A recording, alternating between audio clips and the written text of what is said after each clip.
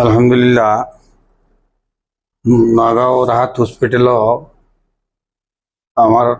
আমরা অঞ্চলত আসামর বিশিষ্ট আলিমে দিন মুফতি আহমদ চৌধুরী সাহেব ইনশাল্লাহ আজকে তান হসপিটাল আইয়া দেখলাম খুব বহুত আরাম হয়েছে।